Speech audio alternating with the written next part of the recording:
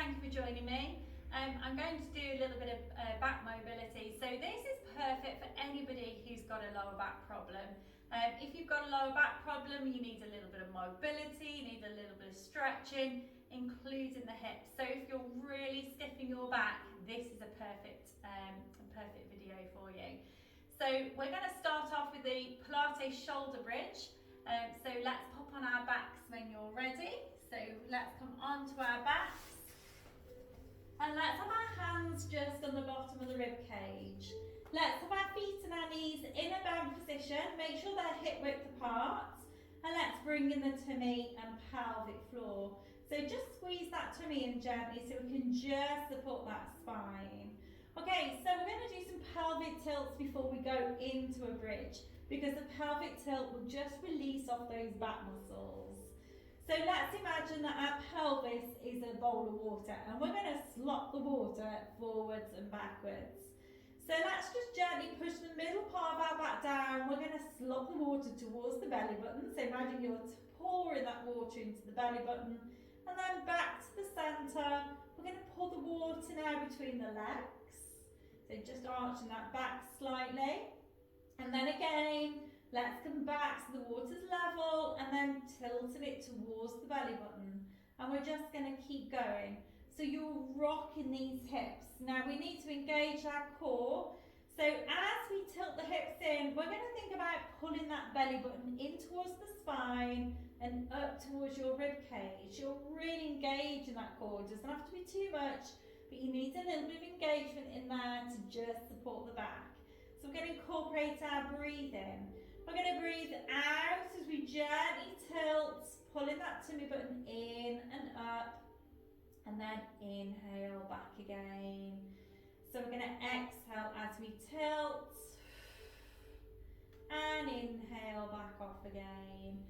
Now if you've got a really bad back, this one's a really good one to stay at. So I would just keep going with your pelvic tilts. Now, if your back is okay, you want to go a little bit further, we could do the shoulder bridge. So imagine your spine's a row of beads. Now go into your pelvic tilt, pushing the middle part of your back down in towards the floor, tilting the pelvis up. And then we're going to imagine we're just peeling the beads up off the floor, one bead at a time, coming up into your bridge position. And we're going to hold it there, nice and steady, breathing in and out. Let's have a breath, and then on the exhale, we're going to roll back down. Remember, asking for that little bit of flexion, so curling that pelvis down, back into your pelvic tilts, and then relax. Let's incorporate our breathing now. So we're going to exhale as we dip, we curl the pelvis up. We're going to come up towards the ceiling. We're going to hold it there for an in-breath. And then on your exhale, you're going to gently roll slowly back down, asking for that little bit of flexion, and relax. Let's go again. Exhale, we're going to come up, hold for our in-breath, and then exhale gently back down, and keep going. Now, as you're coming up and down, make sure those hips are really steady. So try not to swing the hips out now. Try to make sure those hips come directly in line with those ankles. Now, when you get up to the top, don't overflex. Try to make sure you don't come up any higher than your knee level with your hip and your shoulder. So nice line through the body. And then back again. Okay, so keep going. Now, the shoulder bridge is a really traditional Pilates move. It is really good for strengthening the back. So if you've got lower back problems or you're a beginner in Pilates, this one's a really good one to do. Just stay with your pelvic tilts and then peeling up into your shoulder bridge. And then squeezing those buttocks as well as you're coming up and down and mobilising. So if you have a bad back or a little bit of back pain, doing the shoulder bridge every day is really good for stretching that spine, releasing that pressure off that bad back. So we use it quite often in Pilates. It's great as a beginner's Pilates move because you can come up and down as far as you feel comfortable. Let's make our next shoulder bridge our last one. So curling up,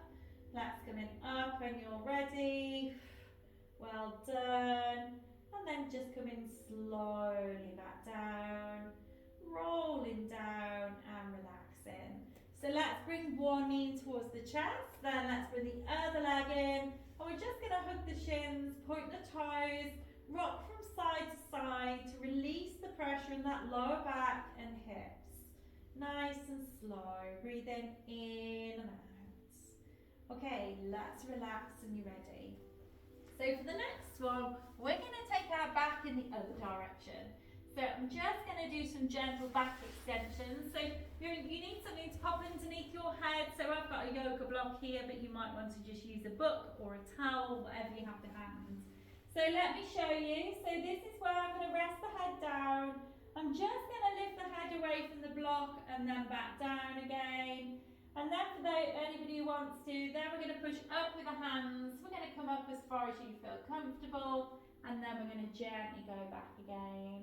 Okay, so let's have our forehead on the block or the book, whatever you have to hand. Have your elbows level with your shoulders and your hands just out to the front. Let's bring in the tummy and pelvic floor. So we're just going to gently lift the head. Now you can look right down at the floor if you want to, or you can look straight ahead. And then we're going to come gently back again. We're going to exhale as we come up. And inhale, gently back. Now again, if you have a back problem, you might want to stay at this level because this level is enough to stretch the back muscles the other way. And then if you want to go a little bit further, you can pop some tension in those hands and push those shoulders up. And then coming gently back again. So straightening the arms now. So exhale, coming up. Inhale, gently back. And rolling, remember, roll the spine up and down. Try not to pop too much tension in the legs or the glutes. Make sure they're nice and relaxed. If you're finding it really hard to relax the glutes and those hamstrings, you can pop the toes together, relax the heels out. That will disengage your glutes. You might not be able to stretch quite so far, but just however you feel comfortable. Exhale, coming up, looking straight ahead, inhale back down. So again, a really nice exercise to do to open up the front of the body. So if you sit a lot or you drive a lot or you're sat at a desk, it's really important to open up the front of the body. So opening up these hip flexors, opening up the front of the hips. Okay, let's make our next one our last one. So here we go. Exhale, coming up. Inhale, back down. Okay, so now we're going to walk our hands backwards and we're going to come back into child's pose. So pushing those hips down towards the heels and holding arms out to the front for a little bit of a shoulder stretch. Well done. And we're going to relax. Okay, let's come back into a seated position. Okay, so hope you enjoyed it. Doing something like that each day just to get your back moving is really good for releasing tension in the spine. So if you suffer with a back problem, I know it's quite scary to mobilise your back and move. You don't want to risk it going, but it's really important that you do move that back because if not, you'll become very, very stiff. It's quite hard to correct after years of being really stiff in the back. So a little bit of mobility is really important in working those back muscles and strengthening the back. I hope you enjoyed it and come back for some more videos. Thank you. Bye bye.